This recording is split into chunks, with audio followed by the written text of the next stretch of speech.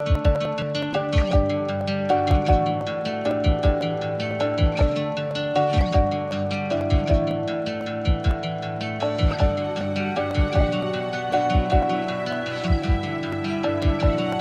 of the biggest challenges India faces is in the area of providing equal opportunities to all sections of society. Skill development is one initiative which brings equal opportunities to all.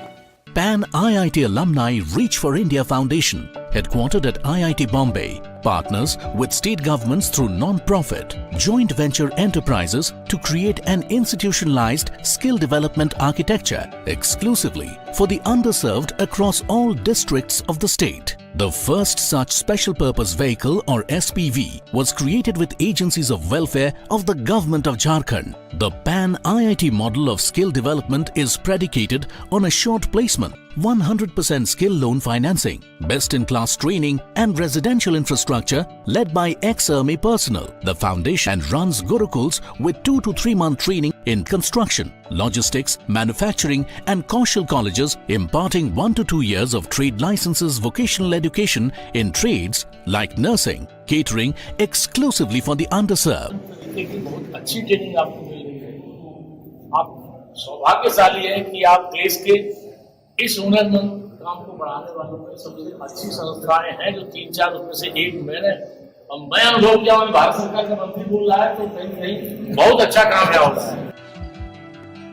Confidence हमको गुरुकुल दिया है sir के student जो निकल के गए हैं वो अच्छी नौकरी भी कर रहे हैं और गुरुकुल के स्टूडेंट्स विदेश तक गए हैं। आज अगर गुरुकुल में अगर नहीं होता, ना ही मैं दुबई को देख पाता, ना ही मैं 35 से 40 हजार में कमाता। ये नर्सिंग कौशल कॉलेज है और मेरी फैमिली कंडीशन उतना अच्छा नहीं है कि इसमें लोन प्रोसेस के द्वारा पढ़ाई कराई जाती है जिसमें कि घर से पैसे नहीं लगते हैं। कॉलेज बहुत अच्छा है क्योंकि इसमें फैसिलिटी ज़्यादा है और यहाँ थ्योरी क्लास के साथ साथ प्रैक्टिस पर ज़्यादा ध्यान दिया जाता है कि इसमें हाई टेक्नोलॉजी के द्वारा पढ़ाया जाता है। जैसे कि सिमुलेटर है, यहाँ वार्ड बनाए गए जैसे प्रैक्टिस वार्ड है, ICU वार्ड है। Some of the studies have proven that if we use something like a helmet patient interface, the device which we have developed, lungs problem which lot of patients face can be assuaged and the patients can recover faster and better. That has been proven in some studies.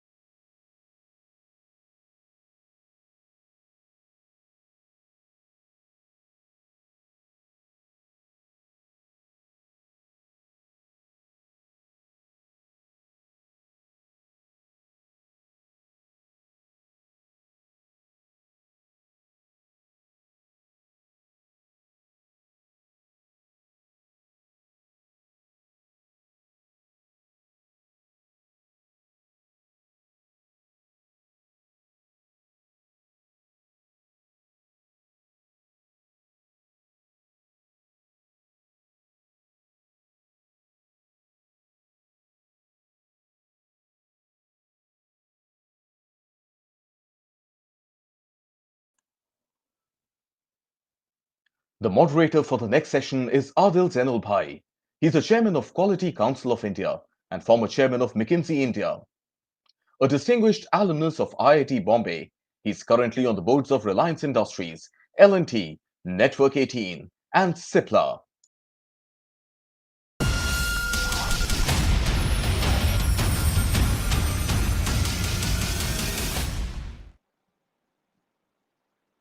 Good evening and welcome. We have two amazing guests over here today that I'm delighted to introduce.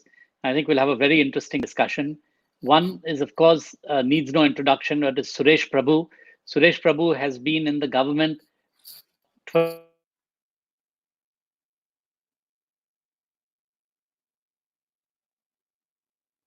water, sanitation, electricity, commerce, railways, is the Sherpa for the G20 for India, and actually has worked in so many different areas that you can actually ask him about anything. In addition to that, he is a keen financier. He was chairman of Saraswat Bank and is a CPA. So other than engineering, I think he has done everything.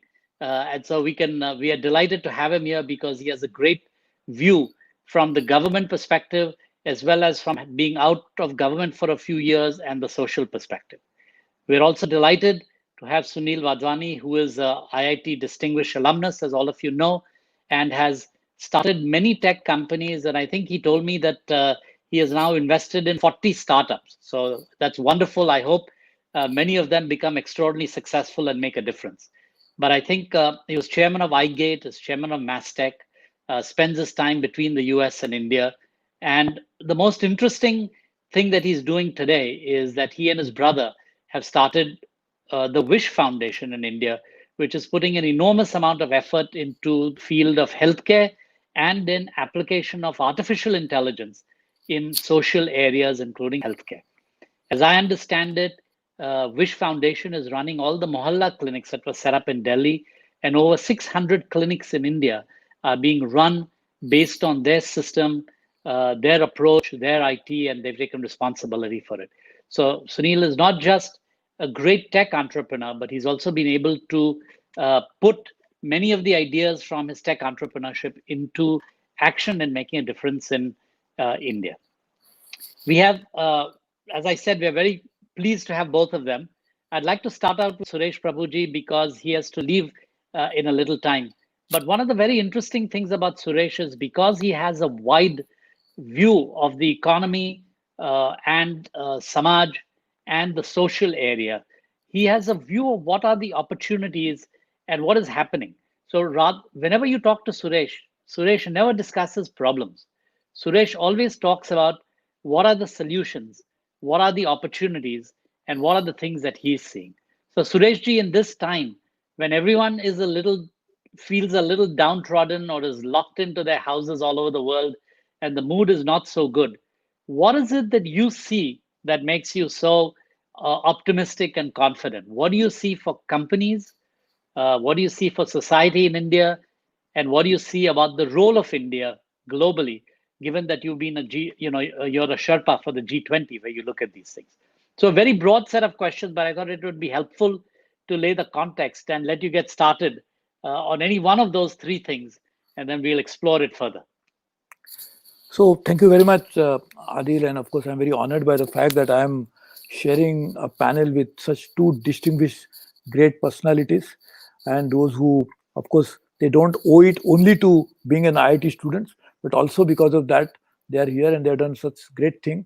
So I was saying I couldn't go to IIT, but the great advantage of not going to IIT because I would never deserve to be there, but at the same time, without being in IIT, if you can become part of Pan-IIT, at least I can say that I could be with IITians for some time, if not for a long period. So I'm very happy to be here, and thank you very much for inviting me to this very interesting program.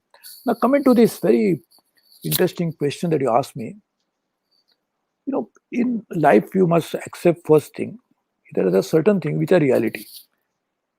And so you cannot change the reality. What is the reality? Is today's corona situation is a reality. Can you change it? No. Can you make it better? Probably through some intervention, yes. But it's a reality. And to top it all, this is a reality which pervades the whole world. No part of the world is immune to this. So everybody is affected by this. So now we have to see it's not necessarily only to feel better that others are also suffering like me, but the opportunities come because when the world is changing, and it is bound to change, and it is already changing, like the program that we are having today, when Mr. Varjani may be in the US and Adil is in Mumbai, I'm in Delhi. The fact that it is already changed. The way we are doing business, the way we are talking to each other, the way we live life, it has changed already. So when the change takes place, it offers opportunity to those who are not necessarily part of that earlier system. If I was part of the earlier system, maybe I would be loser or gainer, depends upon my ideas. But let us look at India as a whole. We, despite now the fifth largest economy, close to $3 trillion, still we are not a big player in the world, which we could become now because of these changes that are taking place. Countries will be dealing with different players, different countries, new supply chains will emerge, new ideas will be dominating the world. And in that situation, we have an opportunity. Like my co-panelist, Mr. Varjani was saying, I mean, he is in business, he would tell you that he will like to do business with his existing vendors, with existing suppliers. He will not like to change for no reason. But if there is some change happening and he has decided already to change the supplier, then I have an opportunity because otherwise I was an outsider. So today in the world, India has an opportunity because there is a redefining and repositioning of almost everything. Like it is happening individually, it will happening collectively as a country also. So that is one opportunity we have because there is already a change taking place. Established relationships are redefined. That is one. Secondly, look at the companies. Now, let us take our own example in India. One company, which all the analysts were saying that it is debt burden, which is a big challenge for a company like Reliance, which is India's biggest company. What did Mukesh Ambani did? He turned that challenge into an opportunity. He got money from where nobody had thought about. They're all saying that investment into telecom business is going to be a burden on the other core businesses of the industry.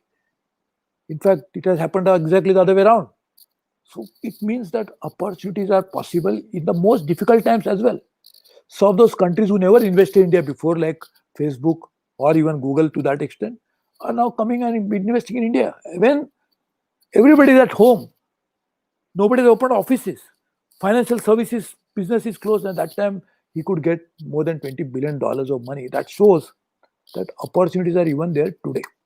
Now look at India's companies. The kind of profile we have in economy is one is industry, which is 16%, and we want to take it to 20%. And services, which is dominant part of the country economy, which, because if other sectors grow, obviously the share of services will relatively go down. But services, the big opportunity in services is that the whole world will now need services, and it is possible that you can render those services remotely. So India being one of the largest population, at least if not the number one, number two, and maybe will become number one soon, almost 17% of population anyway, we have the opportunity to serve the world if you position it properly. On industry, the new manufacturing will happen not necessarily in the same country which is today the workshop of the world. People already want to move out. In fact, I'm very happy to say, not to embarrass Mr. Adil Janulbhai, he was member of the group which, as the Commerce Industry Minister, had set up under chairmanship of Surjit Bhalla, in which, of course, the present Foreign Minister of India was also a member, along with illustrious member like Adil. They had prepared a roadmap as to what should India do, and this we did 3 years ago, almost 2.5 years ago, when there was no corona. But we were trying to reposition India into that scenario. So who will benefit? If India becomes now the new hub, I'm not saying hub because that's a wrong word because it's too big, but we get some manufacturing which is not happening in India today into India, who will benefit? The entire corporate world will benefit. And who will benefit more? Surprisingly, you will not realize it. It's a small scale industry. When Maruti came to India for the first time, Suzuki came to India for the first time to acquire Maruti, what did happen? The entire ecosystem got developed. Small and medium enterprises benefited more. In fact, automobiles, which is India's currently one of the biggest segment of manufacturing, used to be on the old GDP series almost 40, 47, 48%. Today, close to 40%, 37, 38%. And that industry, the shop floor of that industry which produces cars or two-wheelers or commercial vehicles, most of those components and parts are manufactured by SMEs. So if the new manufacturing activity happens to India because of these new changing geopolitical reasons, which in your group you had identified very well, the small scale industry will benefit. So opportunities will come from there also. The corporate world will benefit. We must always remember, the big companies cannot survive without small companies. And small companies have something in stake for big companies to grow. If there are no big auto companies growing in India, there would not have been auto component industry growing in India. So when one big stellar investment will happen in India, that is going to create huge support in the small scale sector. So these are new opportunities that will come in manufacturing services. In agriculture, can you imagine that today about 14% share in agriculture? We should take it to 20%. Not just agriculture. When I say agriculture, horticulture, meat, dairy products, marine products, all put together. It is possible.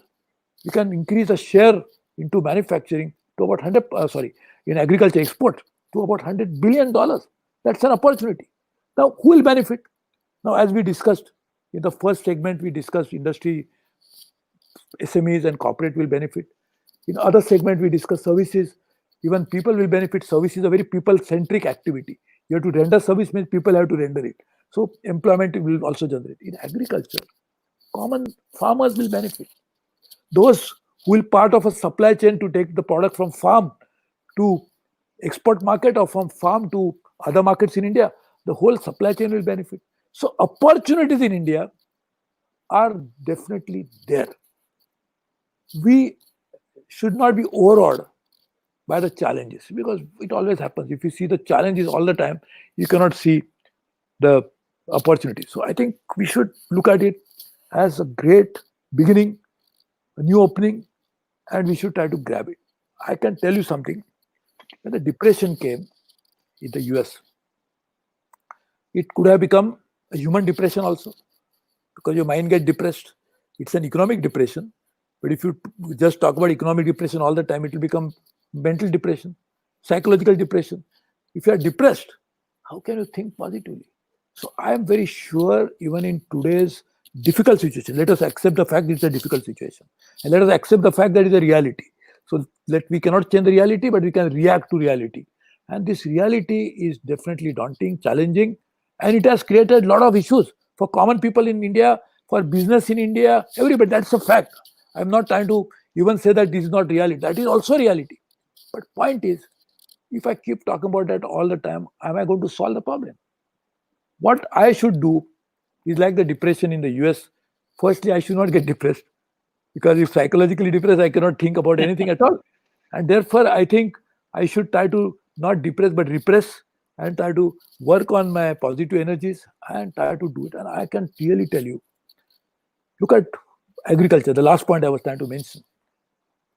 What has happened is, because of this sudden development that took place in the last few months, from earlier this year, the Middle East, it does not produce much of food. What about their food security? They would need to import from somewhere. India is very close to them. And again, we have the market linkage with them, because we import so much of energy from them. We get so much of remittances from them. So because we have those already established linkages with them, they know us, we know them, we can actually export that food to them very close by. And in fact, as a commerce industry minister, I talked to most of the countries, all the countries in fact in GCC, and they are very willing to do that for us. They will like to buy it from us. So these are real opportunities. Then as aviation minister, not only as commerce industry minister, I prepared under leadership of Prime Minister Narendra Modi, I prepared India's first ever agriculture export policy.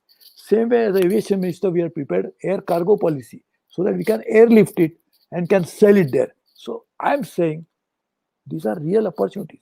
I was just reading that Amul, which under the Amul brand, they sell milk products. They want to take the turnover maybe more than double in the next few years' time. I think, if I'm not mistaken, 1 lakh crore or something that said. But if Amul increases 1 lakh crore, Amul is in the case a cooperative brand, but their top line goes up. But because that Amul as a big brand, the top line goes up who are they going to buy milk from? Are they not going to buy from a small little 1 cow, 2 cows farmer? And their incomes will go up. So this is the linkage. Opportunity rises, so there will be need some big brand like Amul, so that people back home in those countries will realize that this is the brand I accept. But even small business will benefit as a result of that. Farmers will benefit as a result of that. Transportation of milk will happen and bring it to the chilling center. That again they will benefit. So all of that is going to create opportunities. So I think we should really now focus on new openings, new possibilities, new opportunities.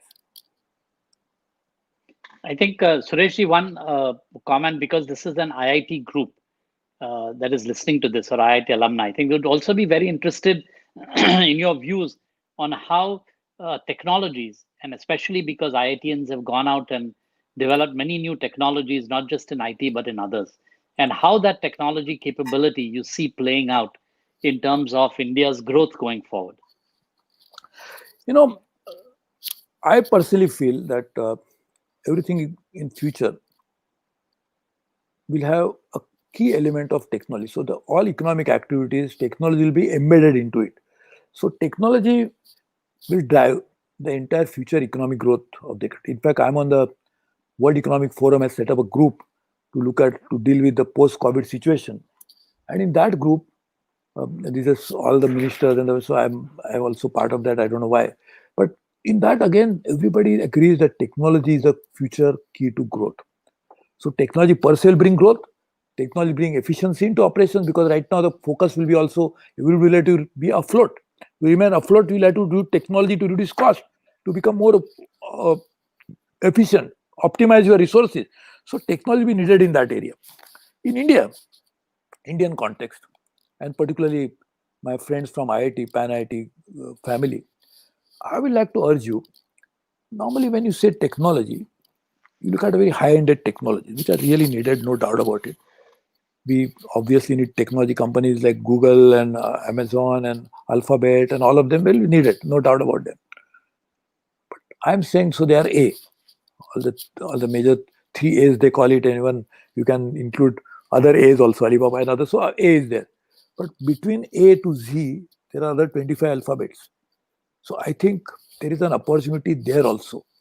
You should not look at the opportunities of a top technology, high-ended technology issues alone, but even lower-ended technologies.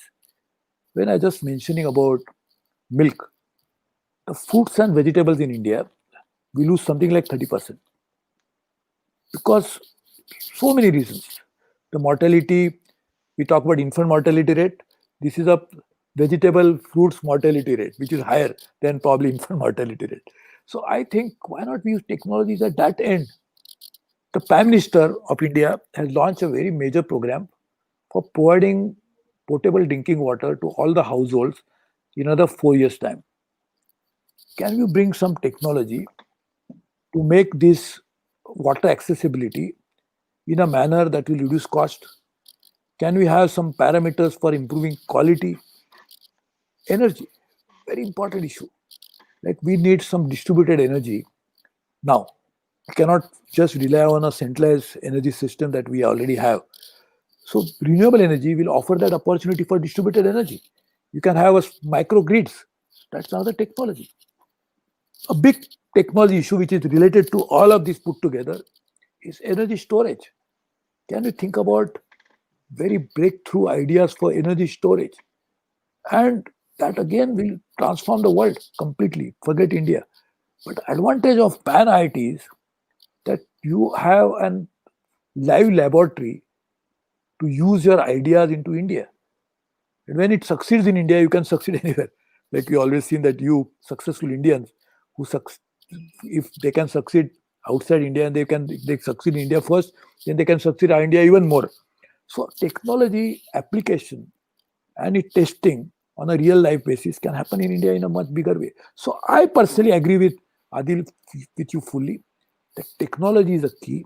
It is going to be completely all pervading part of our new economic and social activities. But particularly, I request my IIT friends, this opportunity, and just to again go back to what C.K. Prahlad had said, the bottom of the pyramid. So I just look at it bottom of the pyramid in terms of those technology solutions for these people in their day-to-day needs. It's a business solution for you as technologists. If you can provide electricity and water and food quality improvement, etc., just imagine how many people will use that technology. I mean, they individually may not use, but the delivery of those services or the food that is going to happen, somebody, the deliverer, is going to use that technology.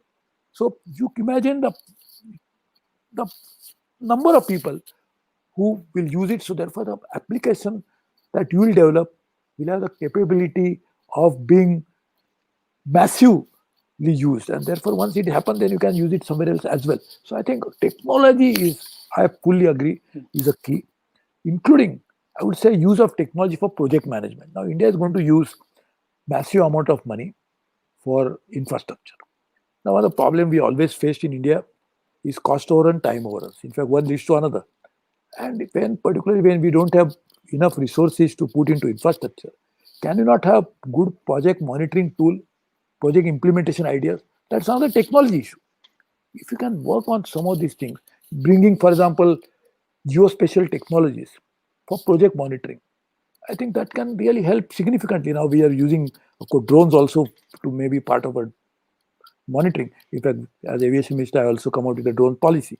But I am just saying, technologies of this kind, which will have a massive application, are the future of the world.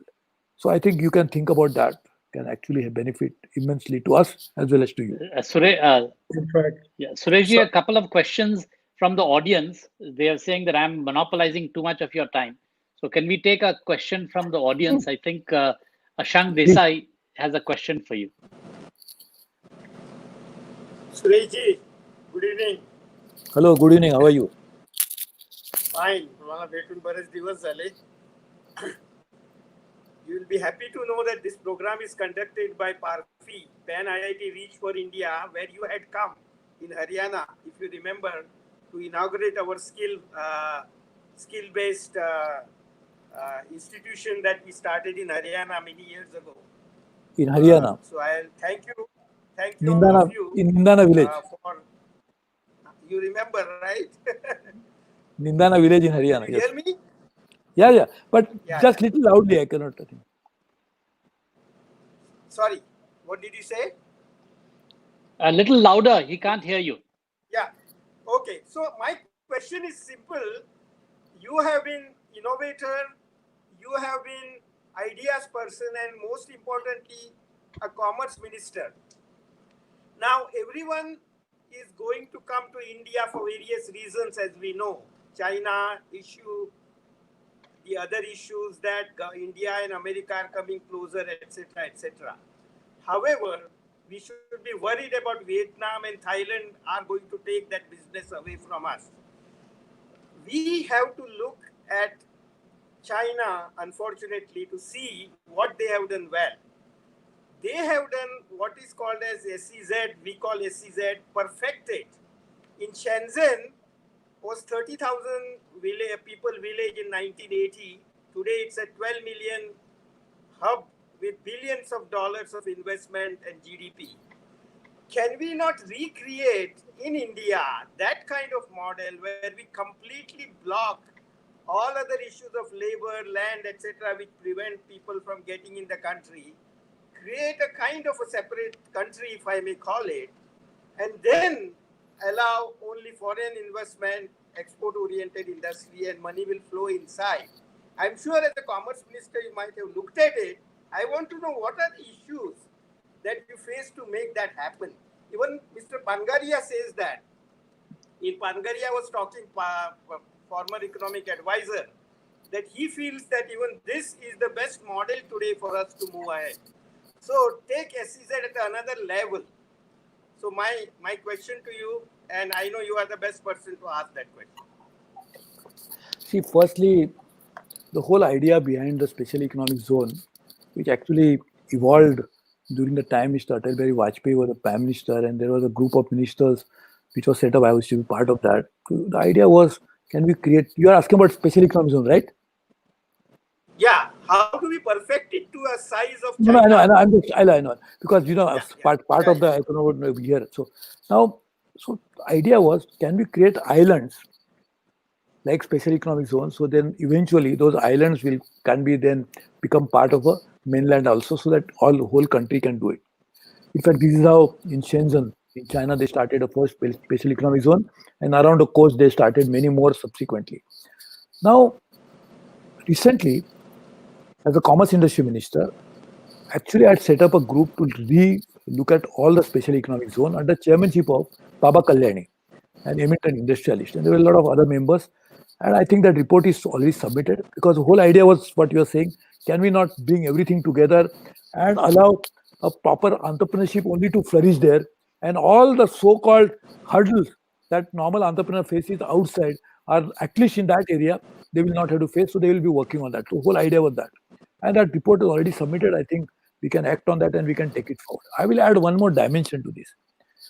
See, so one, I fully agree with you that inside the special economic zone, there should be complete freedom for economic activity to happen, and therefore they will be only focusing on product development, on marketing, all these ideas, so that how they will be able to reach the world from there.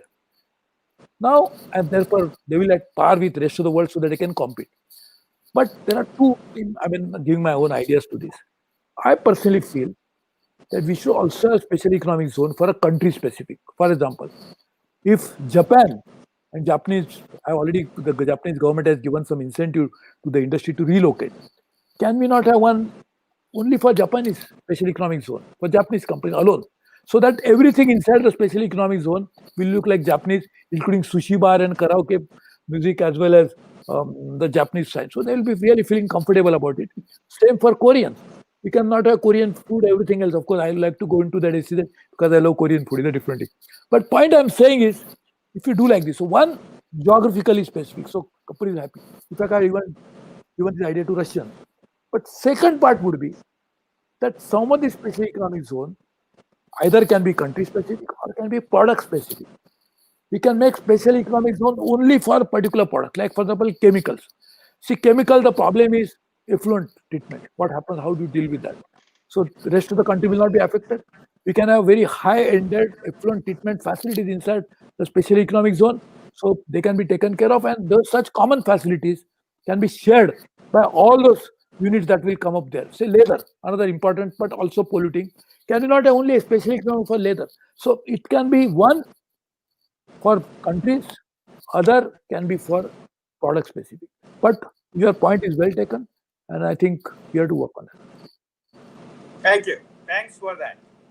Thank you, Sunil Thank you. and Adil, for participating here. As one of the founder members of PARFI, I must thank both of you. And of course, Thank you. Suresh.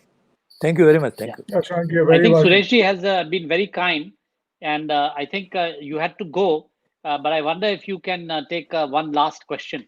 Please.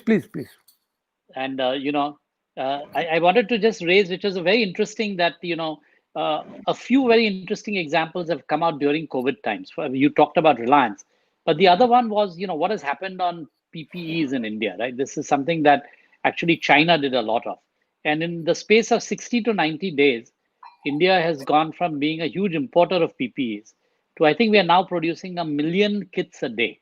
There are lots of issues on quality and others, but with relatively little help from the government, the industry turned itself on its head and has become one of the largest producers of PPEs. And in fact, UK, US, Europe are all looking to import PPEs from India.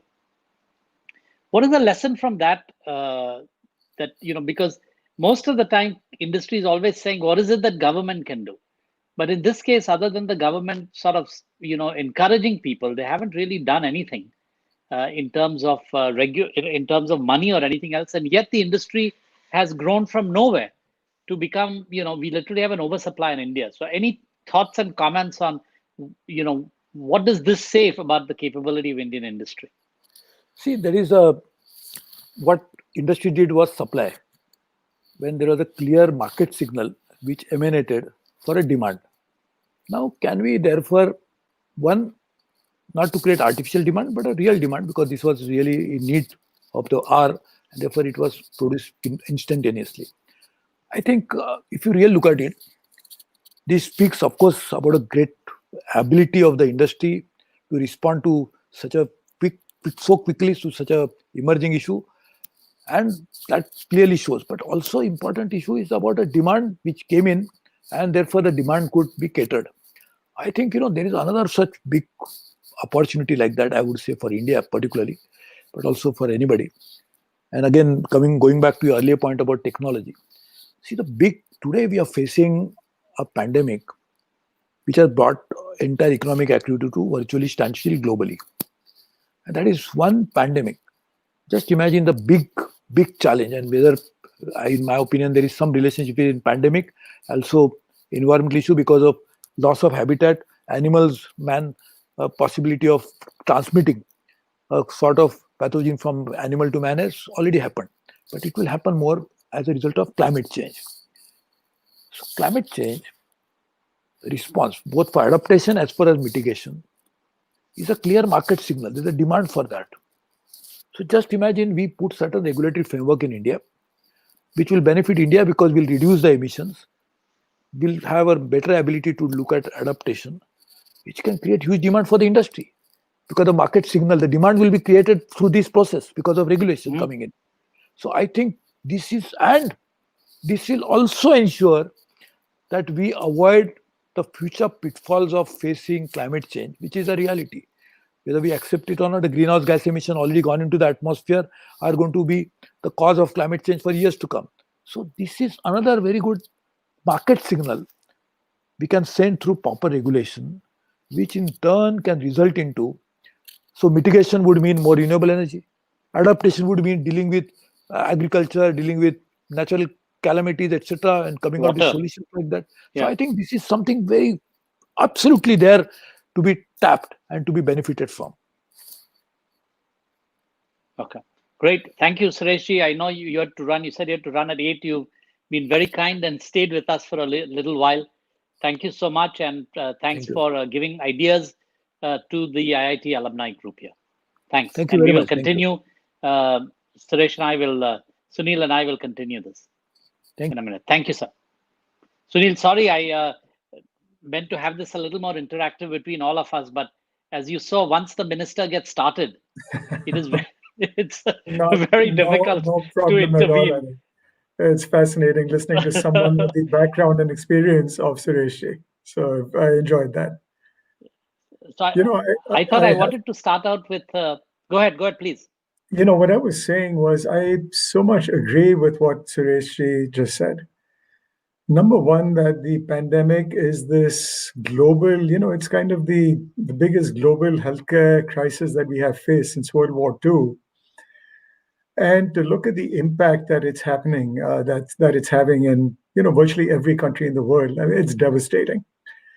In India, we've seen, of course, the millions of migrant workers who had to, leave their jobs in different cities, go back to their villages, sometimes on foot, on bicycles, and so on.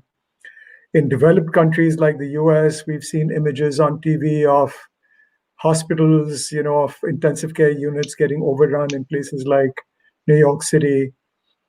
So it's having a devastating effect, and we're still, to my mind, in the early stages of the economic impact of all of this. So if we look at India as an example, 6 to 8 weeks ago, we were thinking that the contraction in the economy for this fiscal year would be maybe in the 2 or 3% range. Now, with the extended lockdowns that we had till the end of June, now it looks like it may be in the 4 or 5% range. And of course, there is still so much uncertainty, right? The virus may come back. For people who've had the virus, they have some level of immunity, but we don't know what level of immunity, how long does it last? So there are a lot of unknowns.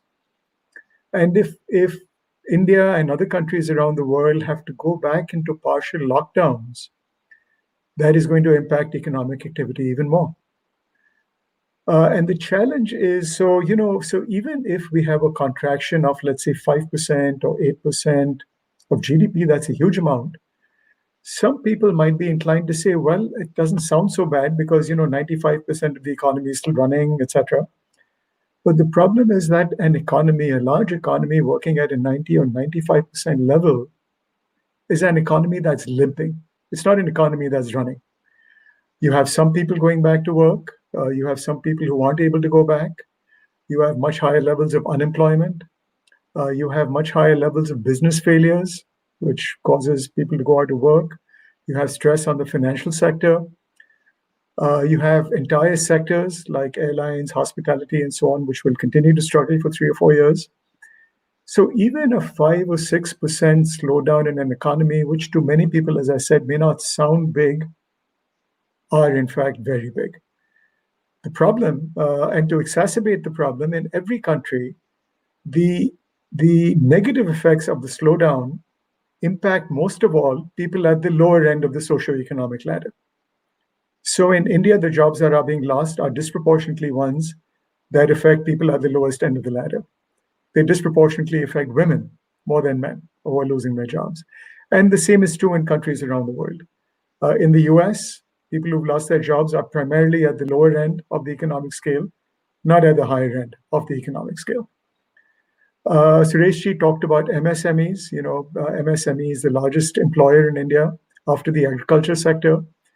Many people are not aware that in this broad definition of micro, small, and medium-sized enterprises, micro and small enterprises account for 99% of the MSME sector. Their profits in India are likely to come down by over 50% this year. Their costs, in many cases, are going up because of labor shortages, other input prices, etc., which means many of them will struggle and many of them are likely to go under. So the effects of all of this are going to continue for quite a while. I don't believe we've seen the worst of it yet.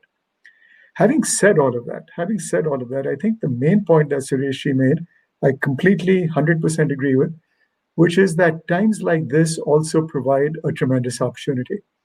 It may sound callous to talk about opportunity at a time of so much tragedy for so many people, but it truly is an opportunity. It's an opportunity for organizations, for businesses, for nonprofit organizations to rethink what they do, how they do it, how to become more effective, how to apply digital and technology and innovation to everything that they do. And we can talk more about this other than the minutes ahead. Similarly for governments. Governments, obviously, the immediate response has to be on the healthcare side, making sure that we're testing people, we're doing contact tracing, we're treating people who get COVID-19, how do we expand production of PPEs and so on.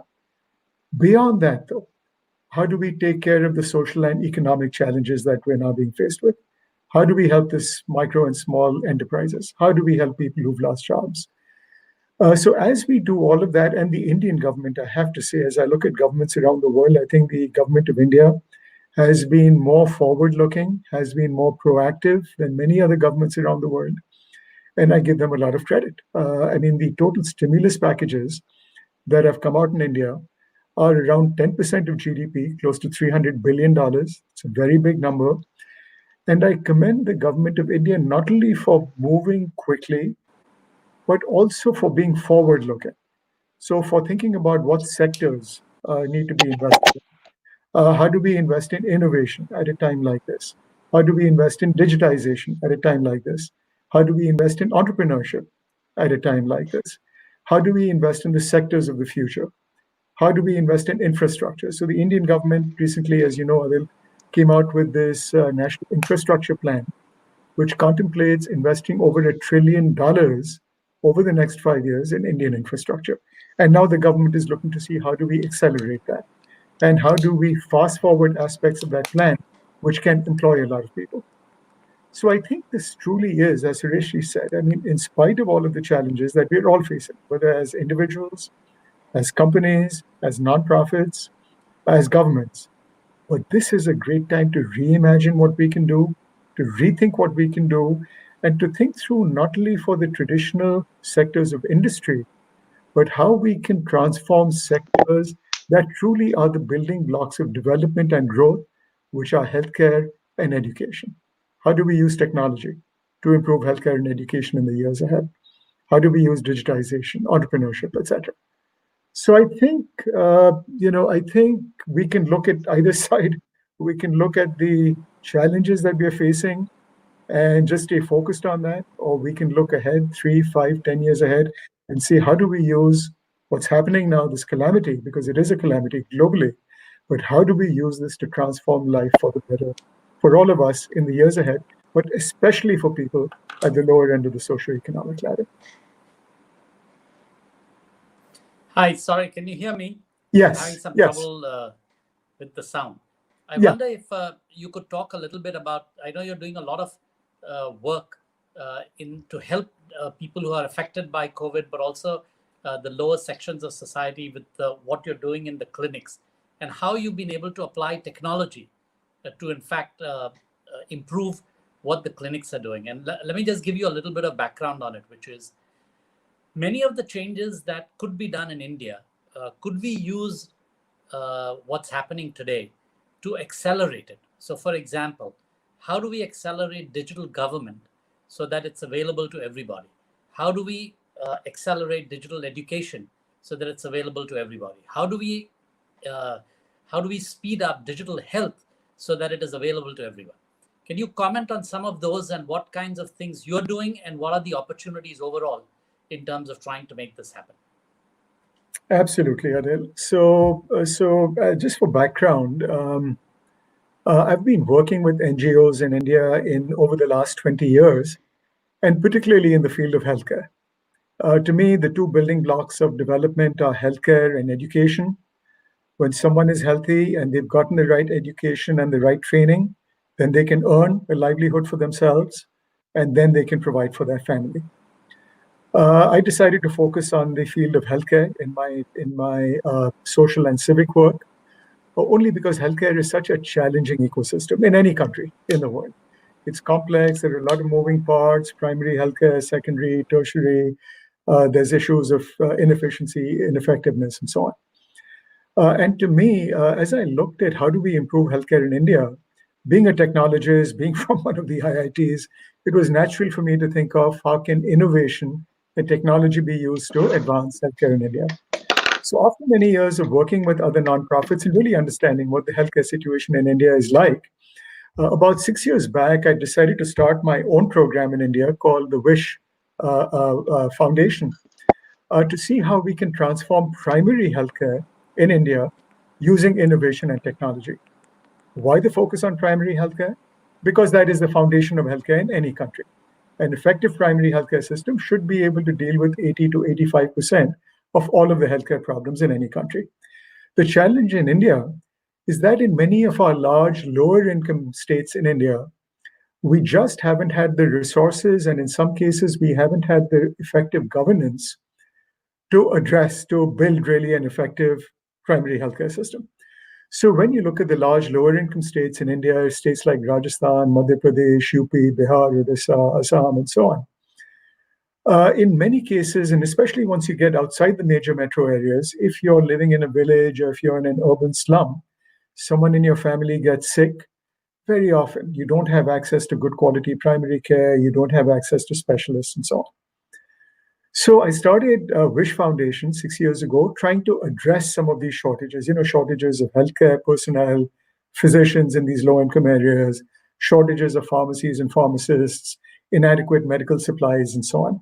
And the challenge again was how do we address some of these challenges using innovation and technology? So we've developed a model on how to do that. And 6 years after startup, Adil, I'm glad to say that we are now operating in several of the states that I mentioned, in Rajasthan, in Madhya Pradesh, UP, Assam, in Delhi itself. And we're running in partnership with government over 650 primary care clinics, which use a high degree of innovation and technology in what we do to provide these services. And since startup, we've provided free healthcare to over 10 million patients from some of the poorest segments of society in India.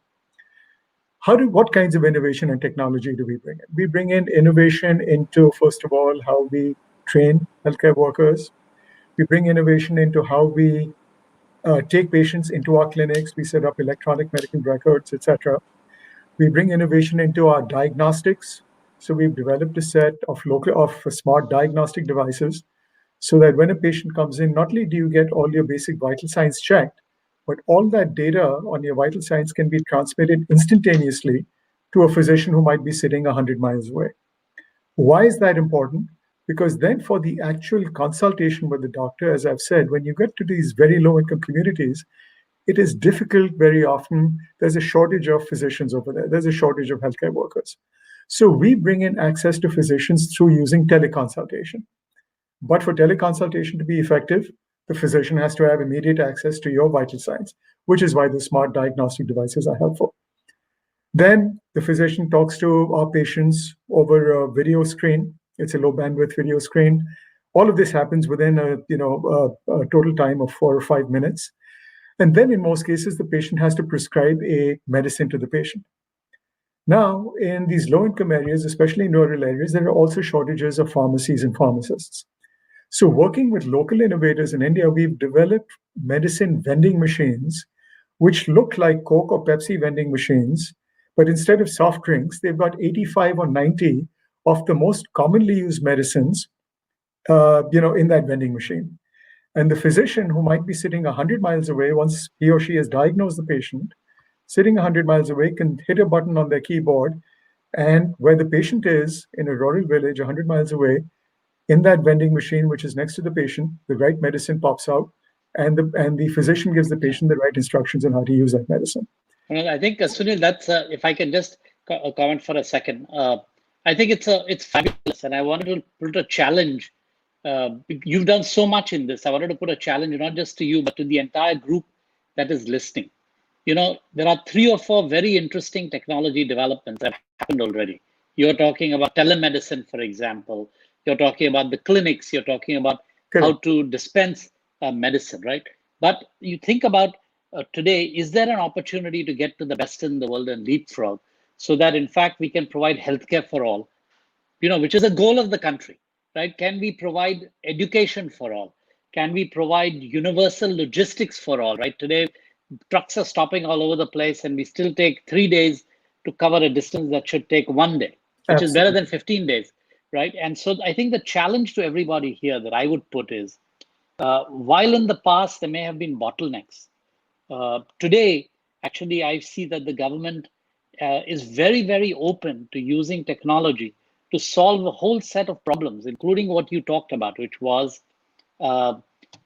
jobs for migrant workers, jobs in construction, telemedicine, the ability to learn better, the ability to do logistics better, the ability to do digital transactions better, the ability to get cash and lending for small and micro businesses. For the 99% businesses, one of the big issues is access to markets. Can we create something that gives them access to markets? So my challenge is this, and can you talk a little bit more about not what you've done so far in healthcare, but as you think ahead, particularly with your AI engine investment that you're making in healthcare, how will that help us leapfrog so that we have a world-class healthcare system?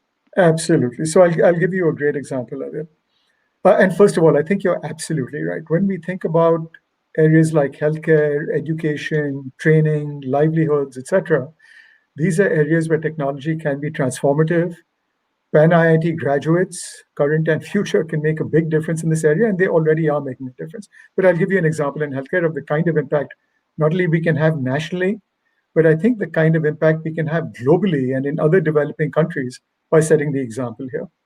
So in healthcare, Adil, as an example, the government of India, the Modi government, 3 years ago, came up with a new national health policy in 2017.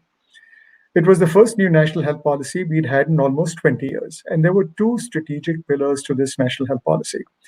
One pillar is a focus on primary healthcare, because again, that's the foundation of healthcare and it needs to be greatly strengthened in many parts of India.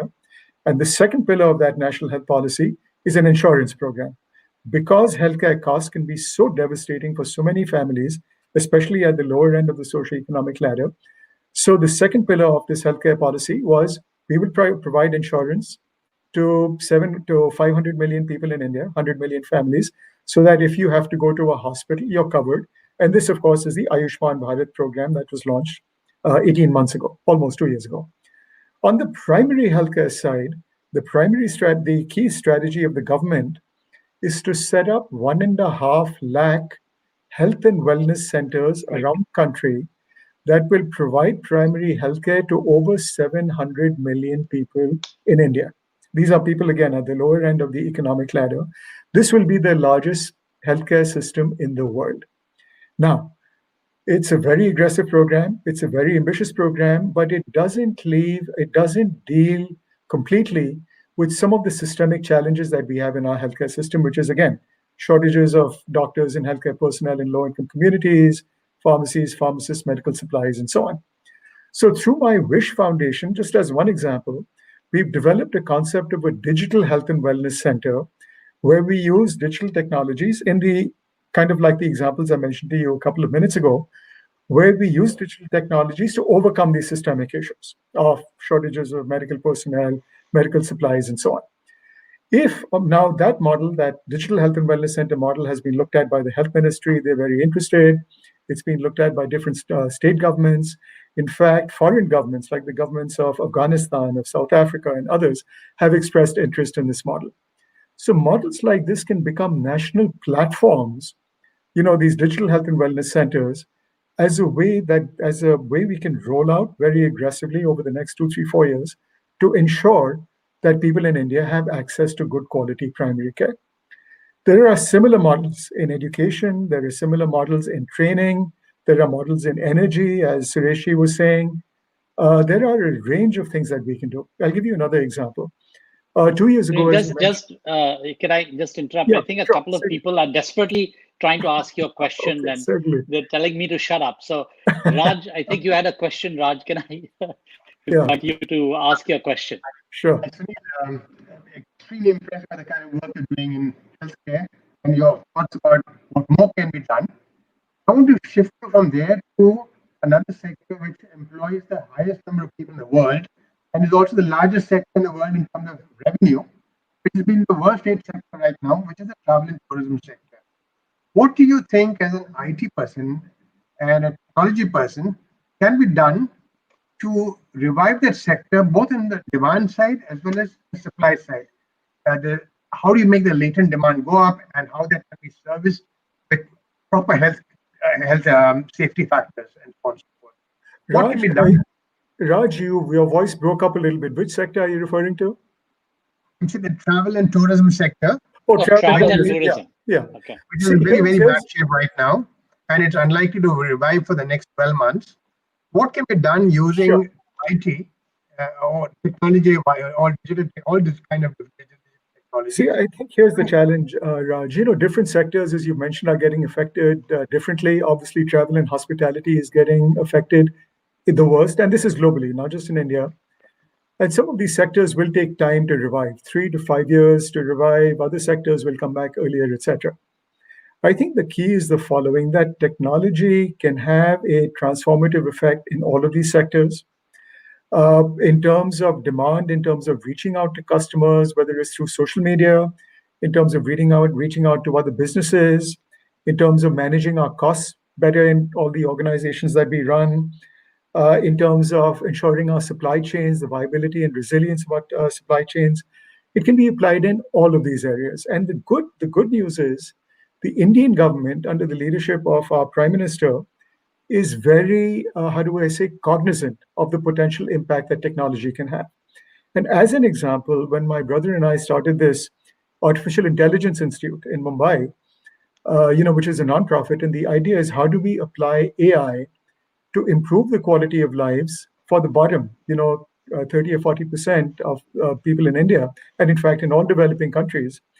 PM Modi came down to inaugurate the institute, and he gave one of the most thoughtful keynote addresses I've heard anywhere in the world on the power of data science and artificial intelligence to transform India. And he said, we may be behind today in terms of the use of AI for commercial applications. The US and China are way ahead. But he said, maybe we can become the example to the rest of the globe in how you apply AI for social good. So at our AI Institute, we have teams working on AI for tuberculosis. How do you detect TB earlier? How do you treat it better? We have teams working on AI for maternal and child health.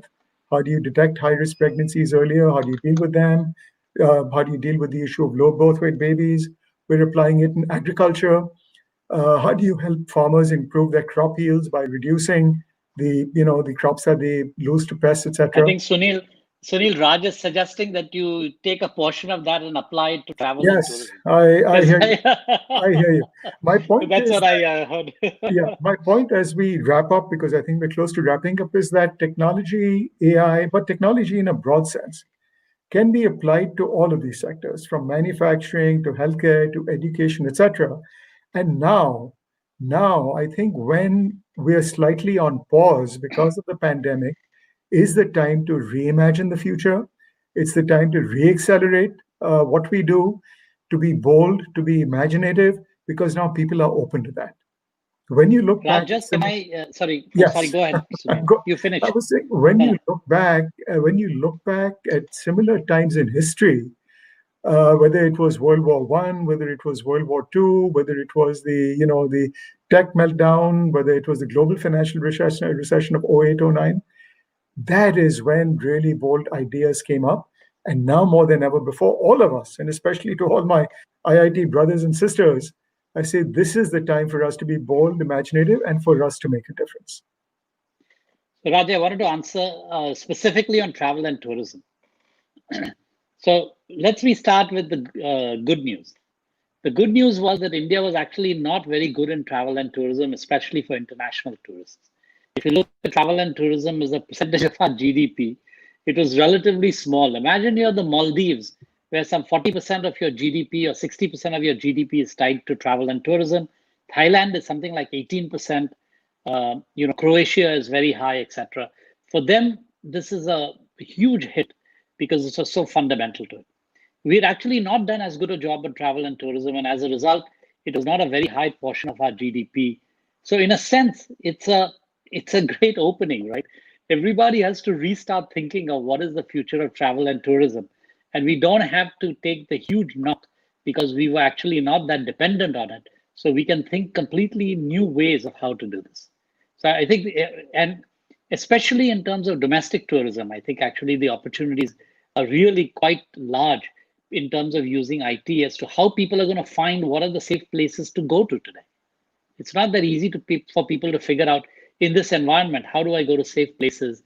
And I think after the various lockdowns, as soon as it becomes a little easier to go, I think we are going to see a big bump up, and we should be ready for that by creating the IT tools and others that require people to really think about this. I was quite surprised to note that the way people look for hotels in Goa has changed completely. Now that Goa is opening up, people are looking at which hotels will allow me to do a COVID test before I go there, etc., etc. So I think this actually allows you to create tools and to use IT in a way that will in fact encourage tourism and travel and tourism and allow people to travel safely. So I think there will be lots of opportunities. We'll have to see. I don't know if I knew exactly what it was, I'd go start the company. I don't know that, but I actually think there will be a huge opportunity. I think it's a good big opportunity. Yeah, I think we have run past our time. What I'd like to do is to actually thank you, Sunil, tremendously for taking the time to join us and talking about the wonderful things that you're doing in India in healthcare, and also the opportunities that you see going forward. Obviously, we're trying to cover a very wide range of topics, and I'm sorry we've not been able to cover. I think we could go on for quite a while because there are so many different areas in which I think there are interesting opportunities. But I hope that with Sureshji's talk and with Sunil's talk, we've left all of you with the view that actually there are tremendous opportunities, and we should think about them in terms of the ability to leapfrog, both in terms of business as well as in terms of the social good for the country, to leapfrog using technology to get to where we'd like to get to. And there is no other group that is better positioned to in fact do that than the IIT Alumni Group. So let's hope that by the time we meet again next year, that in fact we will have some great examples of how IIT alumni have used technology to both create new businesses and to help the country's development. Thank you very much, Sunil. Thank you so much. You're welcome. Ashank, thank you for hosting us. Absolutely. And thanks to all of our viewers. And again, be safe, be well, be imaginative. And now's the time to make a difference, whether it's regardless of how small, how big. This is the time when our country needs us. This is the time for all of us to help. Thank you. Thanks.